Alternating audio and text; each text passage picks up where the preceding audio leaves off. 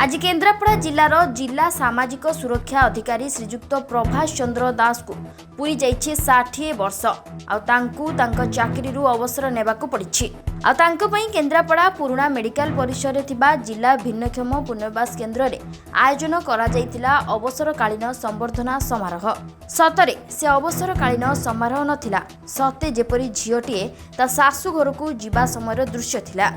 से जणे एपरी दरदी मनिषटीए थिले, कहार दुख देखिले से सही पारंतिनी आउ तांको साहाय्यर हाथ बढ़ाई दियंती।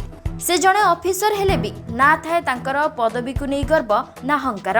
केन्द्रापड़ा जिलार कोण अनुकोणरू तांको देखिबा पई छुट्टी आसीथिले तांको भल पाउथुवा लोके। खाली लोके नुहे, जिलार बहु सरकारी कार्यालयर कर्मचारी माने मध्य आज तांको संबर्धना देथिले।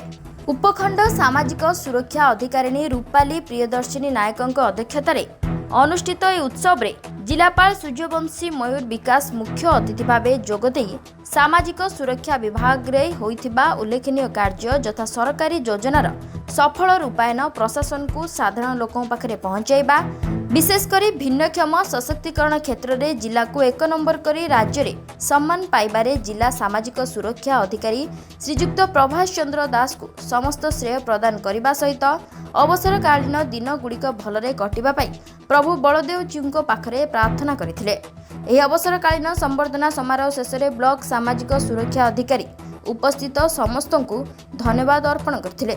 सरकारी नियम अनुजाई 60 वर्ष पदार्पण करिथिवारु मु आज अवसर नउची।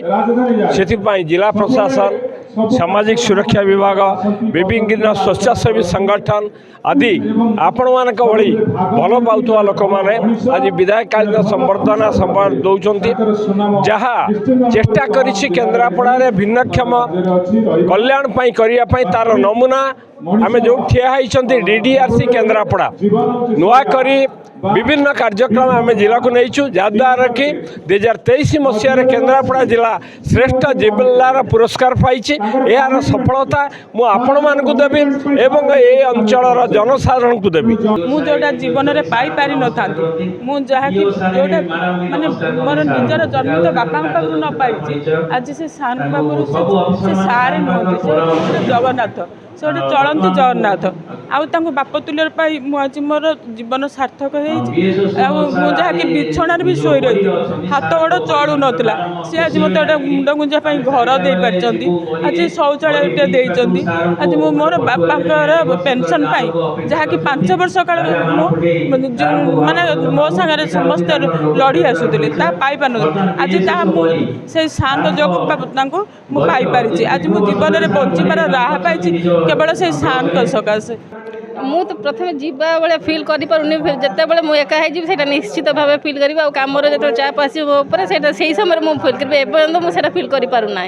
तांपरी आपंकर आशा पब्लिक जिते से जो लेवल देती सर्विस से लेवल आशाटा बर्तमान लोक से लेवल मुझे न दे पारे, किंतु मु ट्राए करी दिग्दर्शन ही काम करी गाइडेंस रे काम करी। अगेन मुझे सब जेकोसी आसब एमती सिचुएशन परामर्श ही नेबी लोड़ी भी से भी सदा सर्वदा देवे बोली अच्छा निर्देश भी ये चलो प्रकारांतर से भर्चुआल रहे बाकी एक्चुअली मुझे बाकी प्रेरणा ही काम चलो।